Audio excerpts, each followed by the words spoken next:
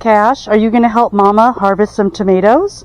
Or are you going to play with her shoe? Because now she's going to have to get a new one. Yeah, you took it. Yeah, you chewed off the heel of it. And now it's your latest treasure. Yep. All right, well, you going to help me harvest some tomatoes? Or are you just going to hang out here in the yard? Well, we'll see what happens, won't we? Okay.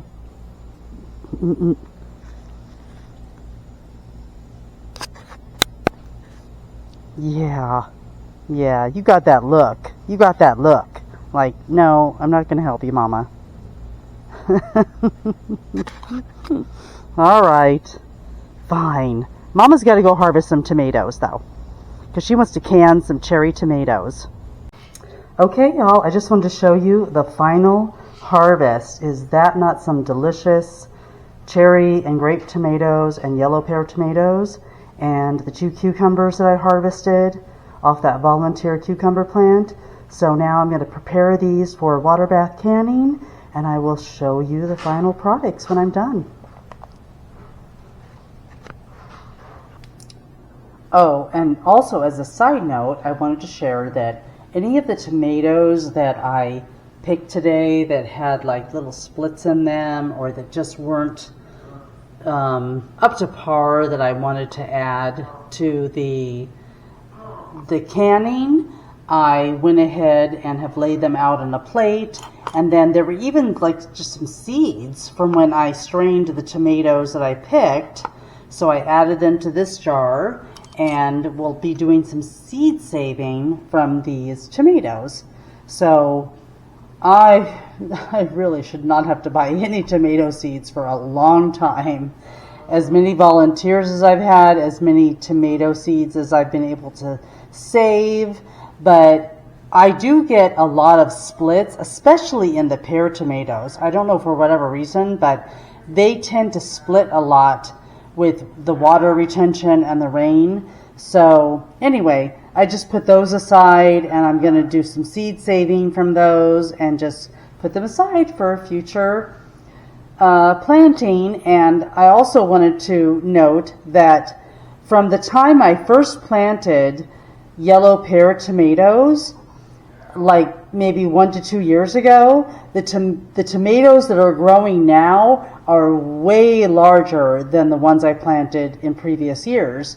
So I think that goes to prove to the point that I have mentioned in other videos, that as you tend to replant, or even as volunteers tend to plant in your environment and your soil, that they become more acclimated to your environment and your region and your soil, and they grow even more vibrant and more stronger than previous years. So this goes to prove the fact that in a year or two ago, when I would go to plant yellow pears from just seeds that I bought from Dollar Tree or Dollar General, they were not this size at all. And now they are growing much larger, much more vibrant than they did the first years I planted them. And again, these were from volunteers and not from seeds that I had bought and planted again. So they are just from the ones that were growing from previous years. So they're growing much more vibrant, much more stronger, bigger than the previously planted tomato. Okay, y'all, so maybe I am taking you on this journey with me, but I've got my boiling water over here. I'm going to add them to my tomatoes. Ooh, all right. I'm gonna put a little bit of space there and fill up these jars. And I am kind of following a fall canning recipe that I have from the canning preserving. Whoops, let me put that in here because it makes it much easier. So I boiled this water. I added some pickling salt already, which is basically just regular pickling canning salt, and I think you could probably even use a kosher salt that I even found from the Dollar Tree, but I did grab it one time from Walmart, this pickling salt, and it just doesn't have iodine in it. So I think that's the key, that you don't have iodized salt. You just have regular plain salt. So anyway, I added a teaspoon of that to each jar, and now I'm going to add a tablespoon of lemon juice, and you want to use bottled lemon juice. It's always recommended because the pH level is what it's supposed to be. So I'm going to add that in to each jar. And the pears are a little different because I already had soaked them in some lemon juice and water, so they wouldn't brown, and you can see that they look really good. They didn't brown. They have very, very little browning, and they've actually been sitting out all day because I started the process and then I had to go out and take care of some things in the garden, and got back to finally picking the tomatoes. So now I'm just going to add my lids. Oh, whoops. Well, they always suggest, sorry about that, they always suggest that you take a, I'm going to grab a little paper towel here and use some vinegar, just some white distilled food grade vinegar, and just kind of wipe my jars off just to keep any contamination out of there. And these were already very clean already, so I'm just going to put the vinegar on there just to kind of make sure there's no bacteria in here. And I'm just going to clean my jar lids also, just kind of make sure. And there, I'm just going to place them on there, wipe them down. And these have never been used for canning before. Oops. So I'm just going to wipe that off again and place that on there. So you can't reuse them. I'm going to wipe this one down with vinegar. And just so my husband knows I'm recording, because he's got Cash in full play mode here. But I'm going to put the lids on here, just fingertip tight, as they always say. So just kind of spinning them to their where they're tight, and give these a nice little twist. And because I've got 3 cans of tomatoes and I've got a can of pears, I'm going to have to kind of gauge my boiling time, because pears only need 5 minutes. The tomatoes, because they haven't been cooked beforehand, need about 45 minutes to boil. So I'm going to have to pull out the pears and then let my tomatoes continue to boil. So my water isn't quite boiling yet. You can see I have my big stock pot here. I purchased this from Walmart, and it's working its way to boil, so we're just going to let that boil for a few minutes, and then we'll place the jars in. Oh, and I also did just want to point out that, you know, every canning video you watch always talks about the debubbling process. So you're always provided with this little debubbling tool, which I ordered, or I bought from Amazon, or bought from Walmart when I got my canning pot. But anyway, I did forget to do that before I tightened these, but I would, obviously at this point you could undo it, but I actually don't see any air bubbles in these bottles, so I think we're good to go. So I might have just missed this step, but we're living, you know, we're living on the edge here, y'all. We're just learning. But I don't see any air bubbles in here, so I think we're good to go. And through the grace of God, I think that this might work. So anyway, I just wanted to point that out, because a lot of times they talk about debubbling anything, and you can use this tool to kind of stick in there and kind of get the air bubbles out. And then also leaving a certain amount of headspace. Usually it's about an inch of headspace or a half, or maybe about a half to an inch of a headspace.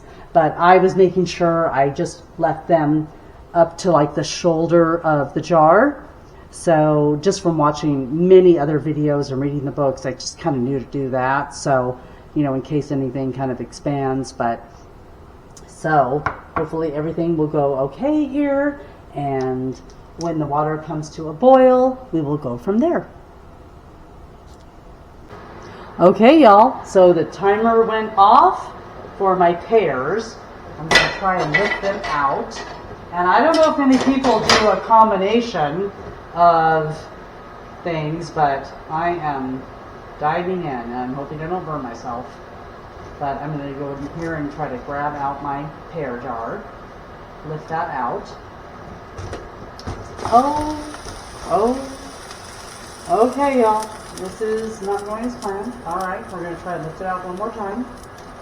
Alright, there we go. Alright, we might have a winner. I'm going to brace it on top of this and lift it onto my countertop with my towel place, because that's what they suggest.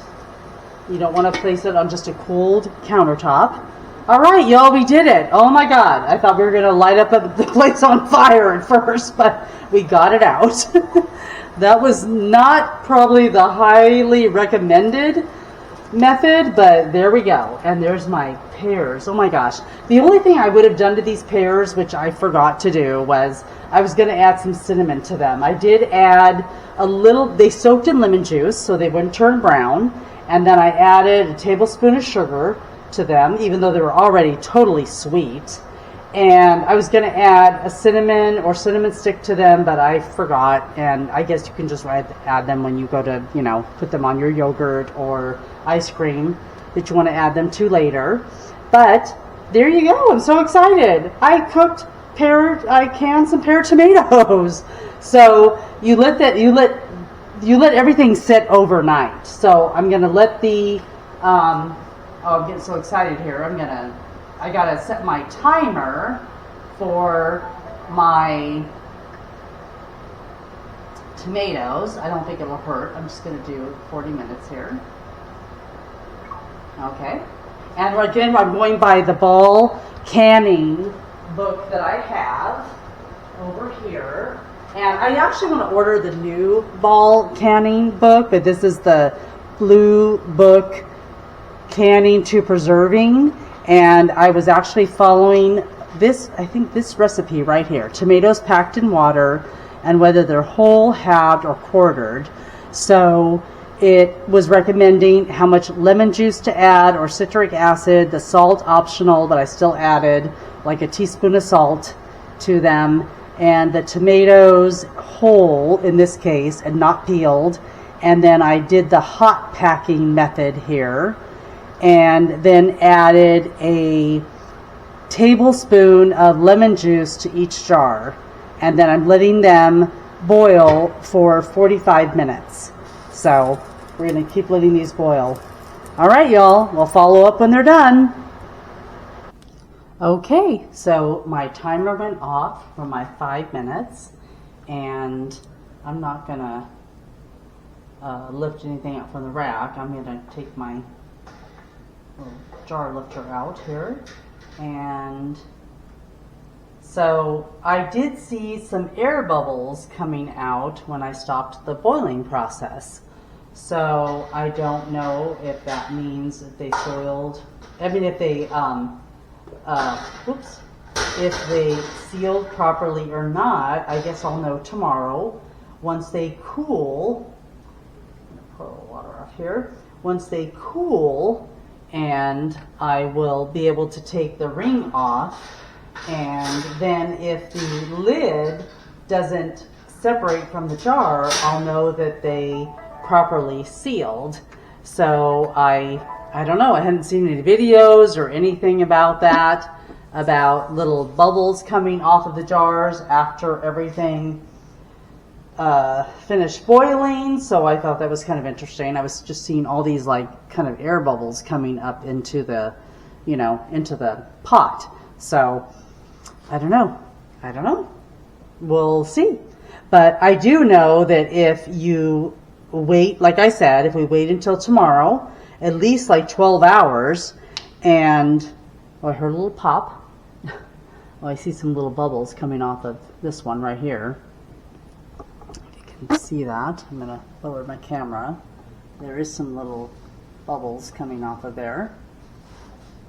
But I do know, and that's probably just because they're continuing to cook, because everything is still boiling. Even these pears, I took them out, over an hour ago, and they were still very hot. So the jar is still very hot.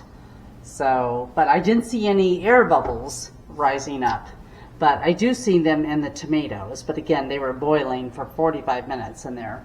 So we'll see what happens and see if these jars actually seal in the next 12 hours.